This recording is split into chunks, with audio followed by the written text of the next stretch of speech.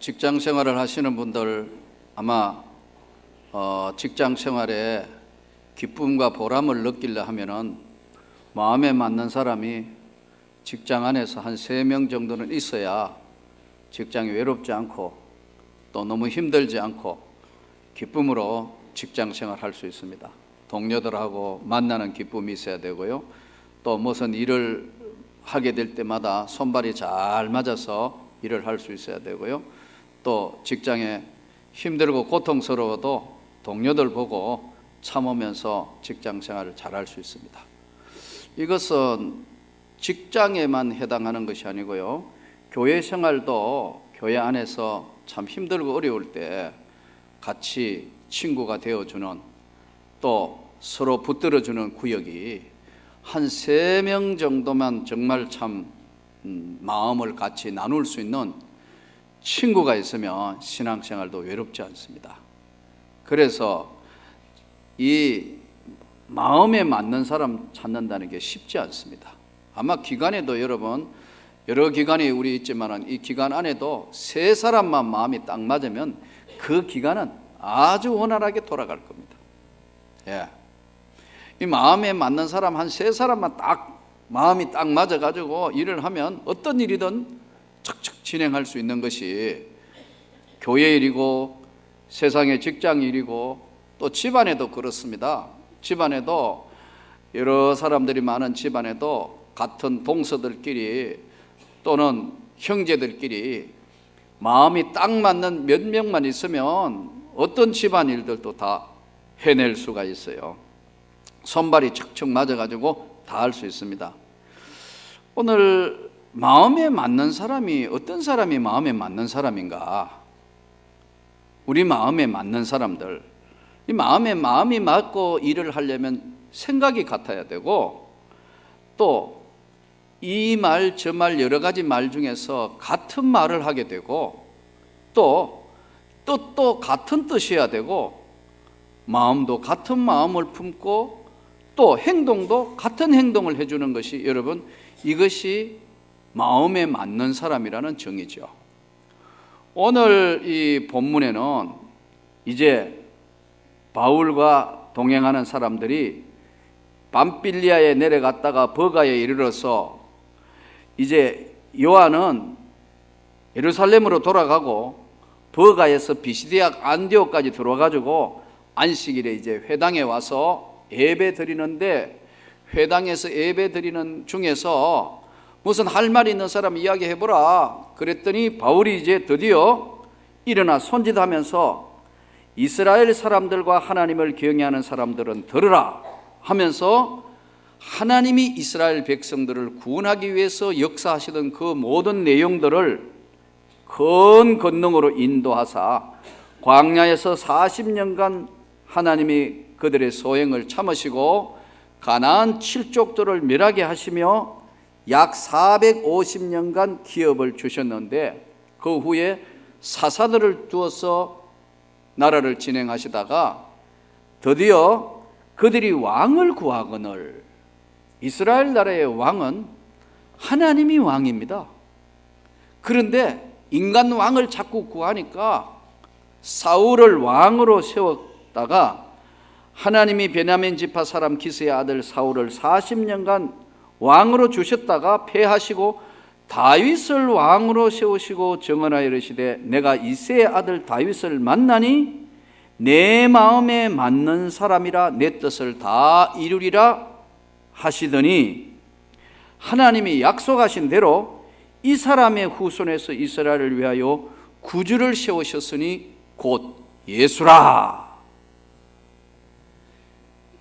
하나님이 다윗이라는 사람을 세워가지고 그 다윗의 후손으로 예수가 왔다는 이야기를 지금 바울 사도가 오늘 하나님 말씀을 통하여 증언을 하는 겁니다.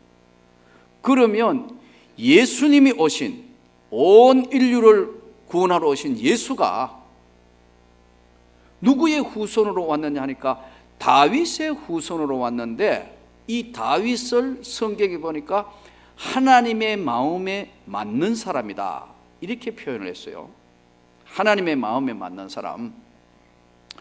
또 개혁성경 앞에 옛날 성경에는 하나님의 마음에 합한 자라 이렇게 표현을 했어요. 하나님의 마음에 합한 자, 하나님의 마음에 맞는 사람. 그러면 하나님의 마음에 다윗이 왜 하나님의 마음에 맞게 되었는가 하는 거죠. 하나님의 마음에 맞는 사람이 뭐냐? 하나님의 마음에 맞는 사람은 하나님의 마음을 아는 사람이다. 하나님의 뜻이 무엇인가를 정확하게 읽을 줄 안다는 거예요. 예수가 그 가게에 구원자 예수가 오게 된 다윗은 어떤 일로 인해서 하나님의 마음에 합하게 됐는가? 이것은 사무엘상 17장 12절부터 54절 구약 성경 436페이지로 돌아가면 사건이 하나 일어납니다. 이 사건이 뭐냐면은 당시에 블레셋이라는 나라와 이스라엘이라는 나라가 전쟁 상태에 돌입을 합니다. 블레셋은 무기도 더 많았고 군대도 더 훨씬 많았고 모든 전쟁을 할 수 있는 모든 여건이 훨씬 블레셋에 앞서 있었습니다. 이제 전쟁이 벌어지니까 할 수 없이 이스라엘에도 징집령을 내리게 됩니다. 사울이 왕일 때요. 징집령을 내리니까 그때나 지금이나 전쟁이 벌어지면 전쟁 동원령을 내리죠.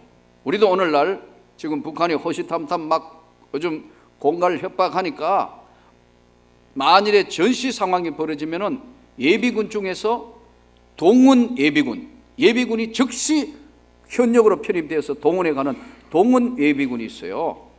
그 다음에 지역을 지키는 지역 일반 우리 예비군이 있어요.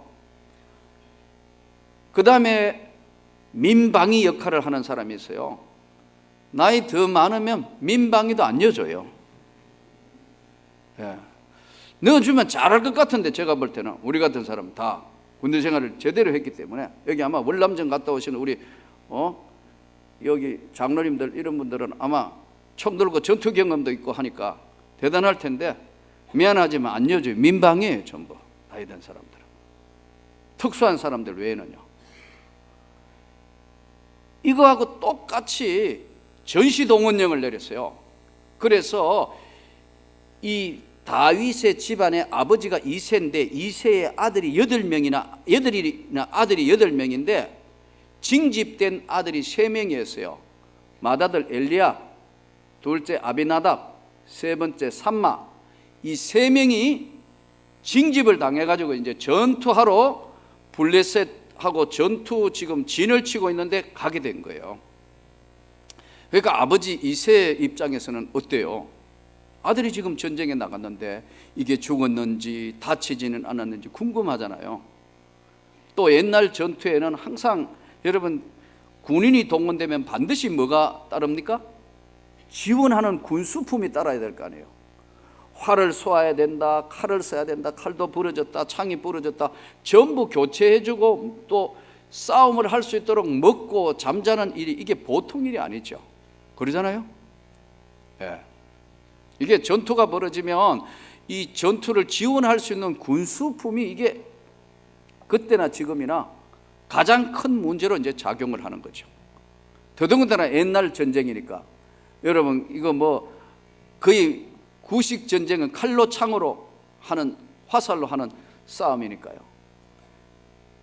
그래 이제 궁금하니까 전시 동원령이 내려지니까 이제 이 당시에는 먹을 것도 충분하지 않으니까 군인들이 배를 굶을 수도 있고 여러 가지 어떤 것 때문에 이새 아버지 입장에는 도저히 궁금하니까 양치기 하는 8째 아들 다윗을 불러서 얘 이리 와.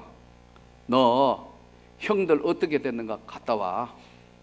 그래서 형들한테 그냥 가면 빈손으로 가면 안 되니까 굶고 있는지 전쟁인지 모르니까 떡덩어리 10개 치즈 덩어리 10개를 가지고 천부장한테 가서 좀 주고 중요하게 형들이 다치지는 않았느냐 죽었는 거 아니냐 확인해보고 와. 그래서 양치기 하는 막내 꼬맹이 다윗이 이제 떡덩어리 10덩어리 하고 치즈 10덩어리를 가지고 이제 전쟁터에 오게 되는 겁니다. 오니까 형들이 반기겠어요? 너 왜 왔어 너? 지금 전쟁판에 집에 있지? 아빠가 보내가지고 왔어요. 빨리 가! 여기 전쟁터에 왜 왔단 말이냐? 이러는데 다윗이 보니까 양쪽 측면에 40일째 지금 서로 진을 쳐놓고 지금 대기 상태인데, 저 블레셋에서 웬 거인 하나가 나와서, 성경에 나오는 골리앗이라는 거인이 나와, 야! 나하고 한번 싸워볼 사람 없어? 이스라엘은 전 비급자밖에 없어. 누구든지 한번 나와봐. 나하고 1대1로 한번 싸워보자.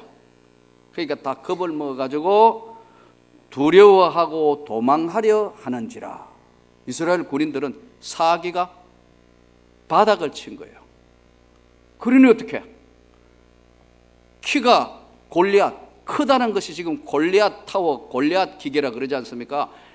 골리앗이 성경에 나오는 거 보면은요, 키가요 거의 2m 40이 넘어요. 거인이잖아.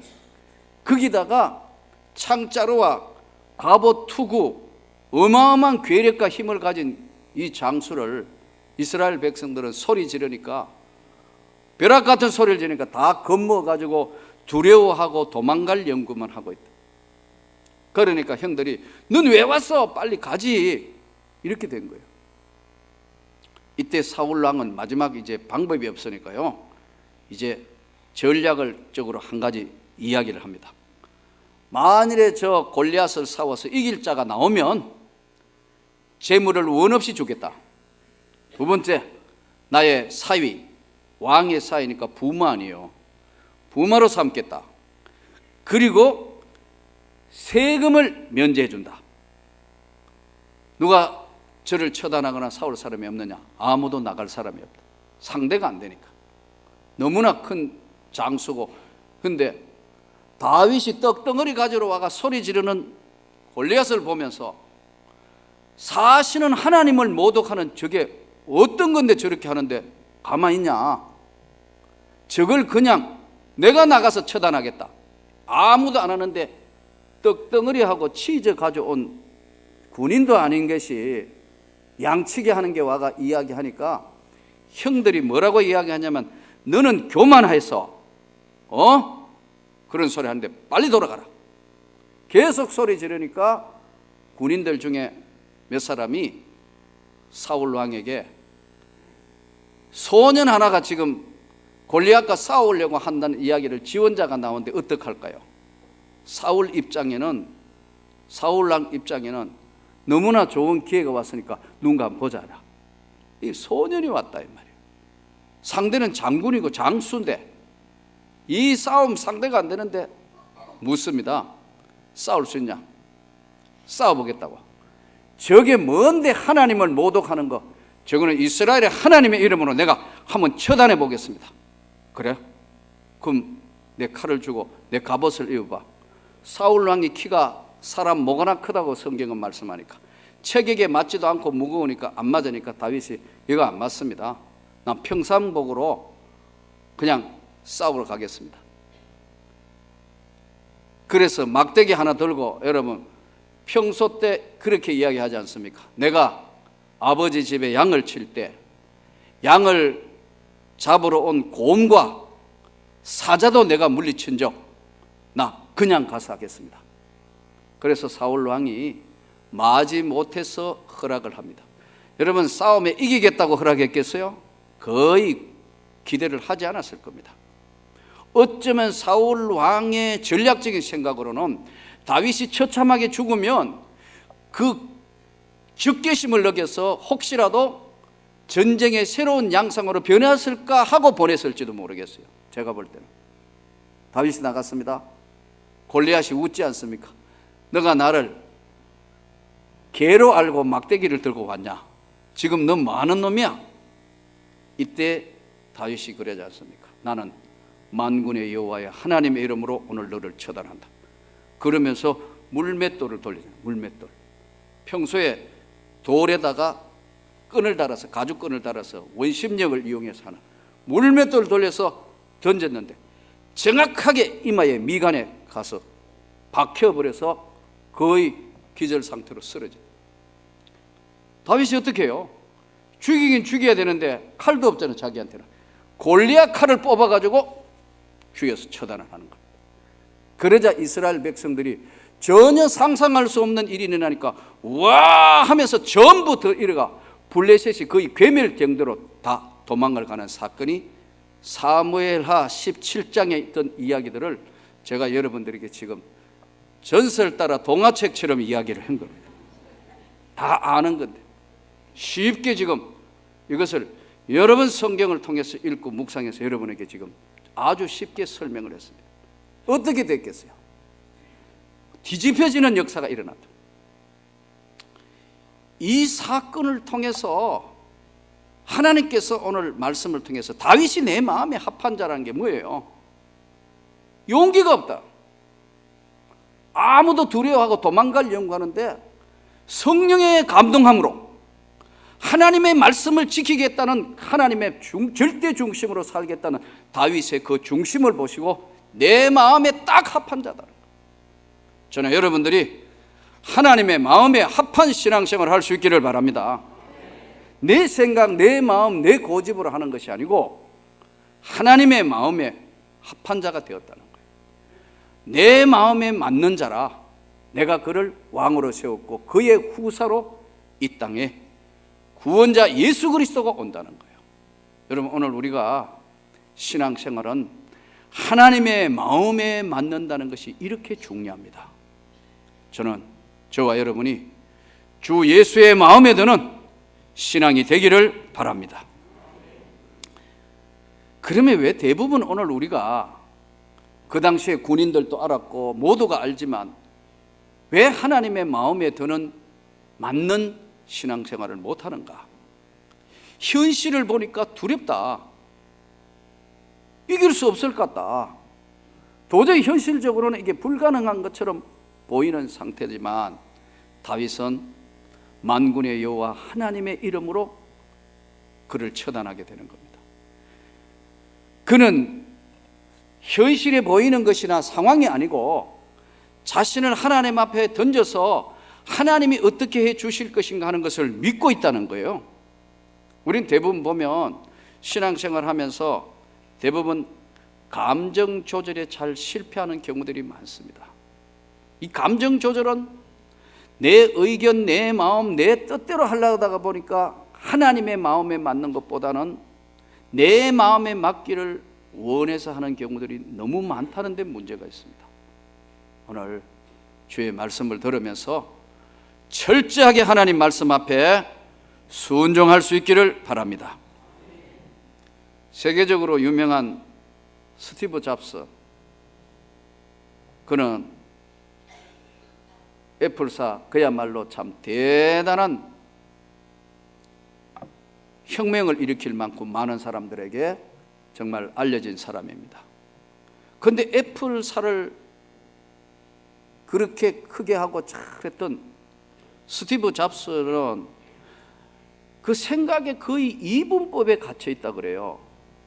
그는 생각하기를 자기 직원들을 천재 아니면 바보 딱 두 개로 나누어 생각하는 거예요. 저 내하고 대화할 수 있는 천재, 전 바보.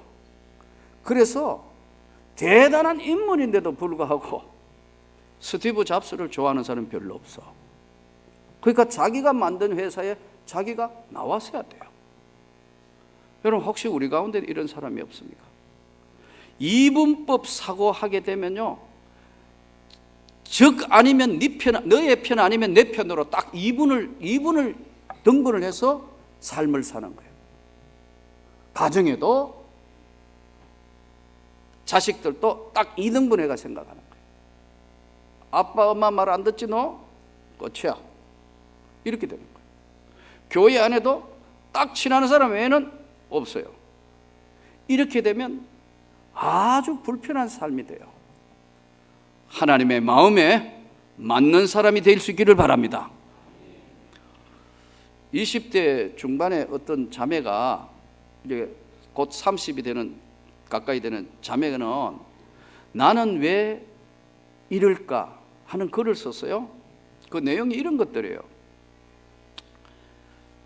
자기는 이제 미모도 아주 예쁘고 그리고 학교도 대학을 좋은 데 나왔고 뭐 이런 모든 게 직장도 그런 대로 괜찮고 다 이제 소개팅하면 모든 남자애들이 다 좋아해요, 이 자매를. 근데 가까워진다. 어느 정도 좀 가까워지면 한 달, 두 달 만에 반드시 헤어지게 돼 있어. 왜? 예를 들어서 한 달 정도 사귀었는데 남자가 내가 원할 때 문자를 안 보낸다?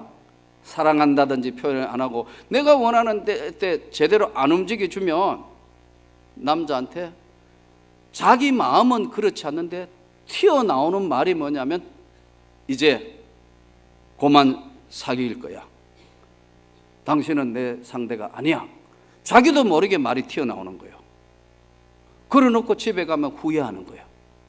왜냐하면 이분법 사고방식이니까 도저히 그걸 뛰어넘을 수가 없어요. 여러분, 삶에 있어서 이 문제는 오늘 우리가 다윗은 내 마음에 합한 자라는 이 말씀을 굉장히 신중하게 깊이 헤아려 볼 필요가 있어요. 바람둥이 아들은 곧 바람둥이가 되나? 아버지가 계속 바람 피우는 사람이 아들은 결혼해가 바람 피우는 것이 정상인가? 그 바람 피우는 건 유전되는 것인가? 알코올 중독자의 아버지의 아들이 꼭 알코올 중독자가 되냐? 어머니가 계속 얻어맞으면서 사는 것 본 아들도 아내를 때리며 사는 것인가? 또 사치허영, 계속 사치허영하는 부모의 자식도 사치허영이 유전되는 것인가? 제일 오늘 바람둥이 남편은 바람둥이의 부모를 가지고 있는 것인가? 유전됐는가? 결론부터 이야기하면요, 유전되는 것은 없습니다. 자기도 모를 때 어릴 때 부모가 계속 바람 피우는 거 보면 각인이 되어버린다. 각인, 새겨져 버린다는 거죠. 저는 가끔 한 번씩, 우리 교인 중에는 그런 분이 없는데 외부에서 한 번씩 상담을 듣습니다. 그저께도 누가 와서 상담을 해요.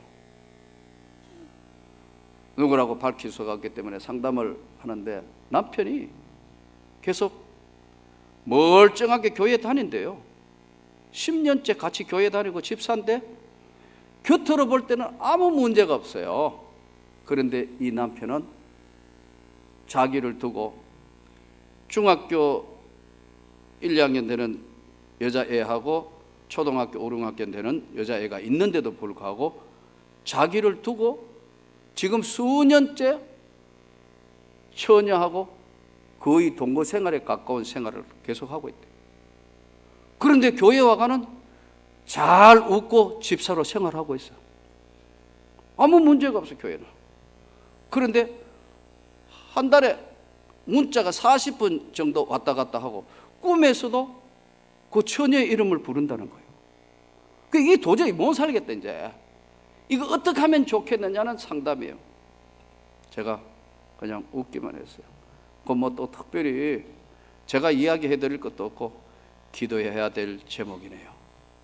근데 보세요, 여기서 이 지금 바람둥이 아들이 바람둥이가 되냐?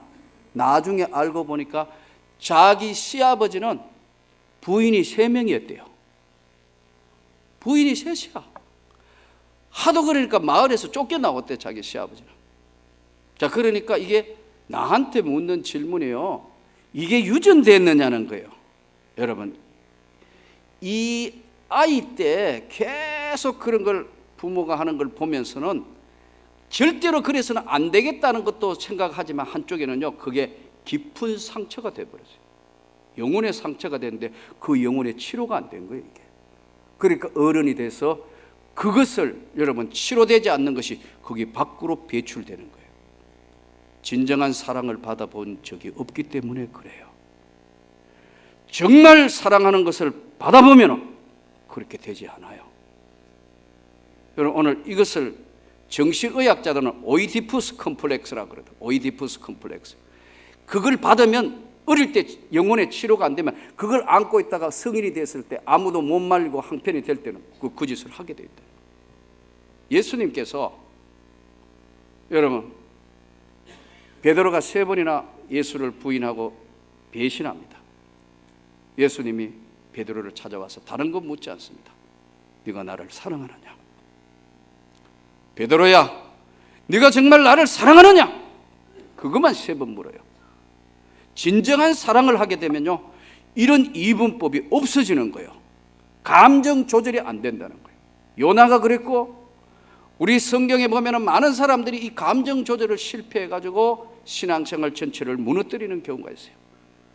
오늘 예수의 세계, 다윗이 허물도 많고, 나중에 보면 용서받을 수 없는 사무엘하 11장에 보면 바세바 사건도 있고 여러 가지 우리아를 죽이게 되고 여러 가지 잘못이 있지만, 예?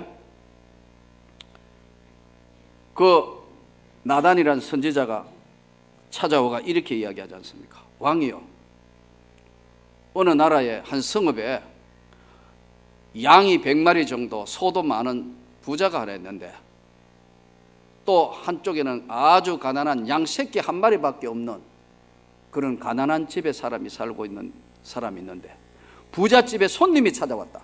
그 손님이 찾아와서 그 손님을 대접할 걸 자기 양을 잡은 게 아니고 새끼 1마리밖에 없는 그 집에 가서 그 양을 뺏어가지고 잔치를 했다. 어떻게 생각하시냐니까. 다윗이 자기 보고 하는 얘기인지 모르고 그러잖아요. 어떤 것이 그런 짓을 하는 건 내가 절대로 용서하지 않는다. 바로 당신이 그 사람이요. 다윗이 그 앞에 퍽 엎어지자. 내가 죽을 죄인이다. 나를 용서하십시오. 내가 죽을 죄인이다. 용서할 수 없는 상황인데, 여러분 나중에 다윗이 그것을 해서 얼마나 많은 고통과 아픔을 겪지만은요, 즉석에서 엎어져서 회개할 수 있는 다윗을 하나님이 그 마음을 받으신다는 거예요. 중요한 건 오늘 우리 기독교가 회개가 없어져 버렸어. 처음에는 예수 믿고 잘 회개했는데 그 다음에는 회개를 잃어버렸다. 주 예수 앞에 정말 엎드려 회개하는 자, 그를 하나님 마음에 합한 자, 그리고 그 말씀 앞에 부족했지만 엎드리고 순종하는 자를 오늘 성경은 내 마음에 합한 자라고 그럽니다. 여러분, 오늘 우리가 처음 예수 믿었을 때 눈물을 그렇게 흘리며 주님 뜻대로 살겠다고 맹세하고 서약하고 은혜를 입었는데, 시간이 지나면서는 회개의 은혜를 잃어버렸다. 예수의 세계에 회개를 잃어버렸다.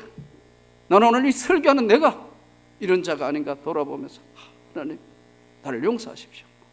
내가 처음 주님을 만났던 그날은 주님으로 인해서 내 생애의 모든 것들을 다 던질 수 있고 다 행복하고 감사했는데, 내 마음이 요즘 와서 왜 이렇게 무거워졌는지, 이거 다 주님 앞에 회개하지 못한 게 남아있어 그런 것 같습니다.